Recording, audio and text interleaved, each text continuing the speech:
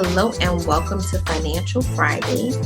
And today's topic is going to be refunds. And I have seen a lot of conversation about refunds in different groups and, very strong opinions about refunds and no refunds and this and the other.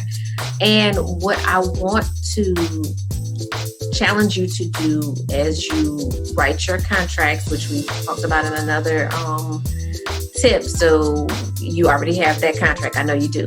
So I want you to think about your policy and wording around refunds and make sure that what you're saying is reasonable for both yourself and your customer.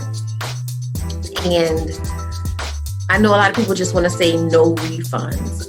I would caution you against being that blanketed because there are situations where a refund may be the right recourse, but not just for that reason, but because, when I was talking to my lawyer as I was working on my contract, one thing that he said to me that really resonated with me was, when you put terminology in a contract that the judge would then deem as unreasonable, then it becomes unenforceable. So you can put very strong language, but if it seems like it's unfair or unreasonable to the parties involved, then it may not hold up the way that you anticipated it would. But greater picture is,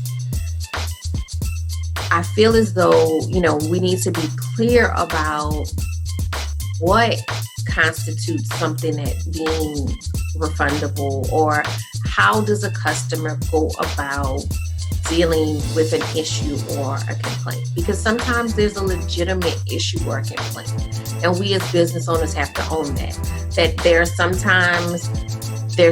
that we may have not done to satisfaction.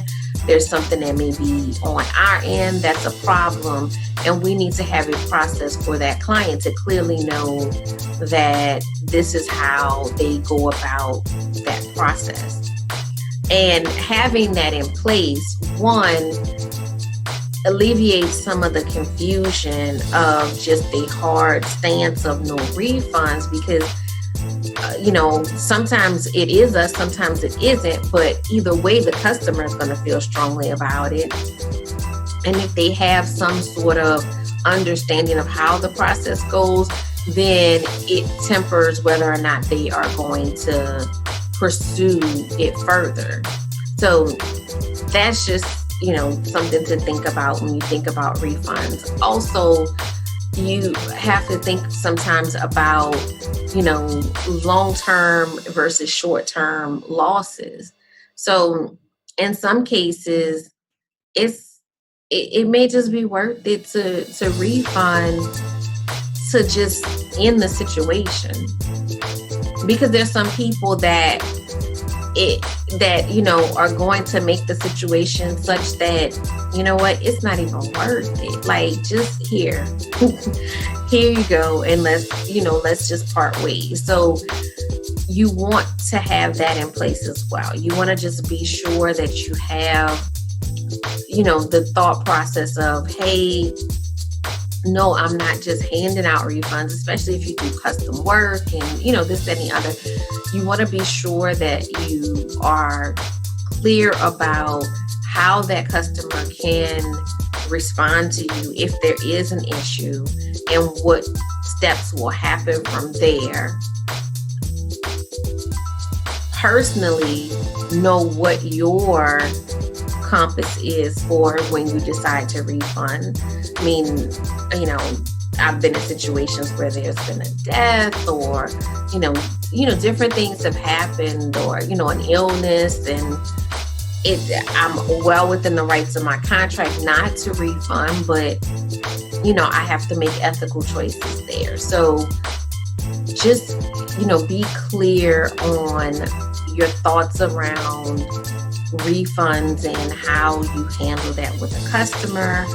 But I just, I don't know. I just cringe whenever I see no refunds, and then oftentimes I see scenarios, thrown out there where the business owner is saying, well, my policy is no refunds.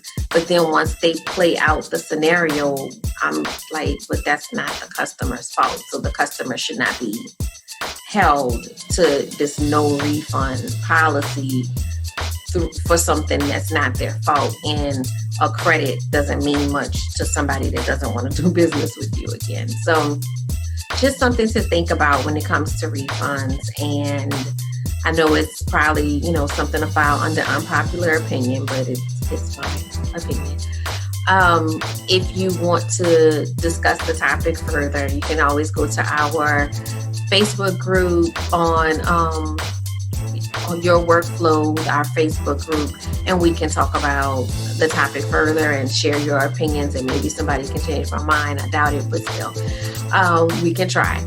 So you can always go there, and you can always get a wealth of information about all the topics that we discuss on our business tips at yourworkflow.com under our resource center.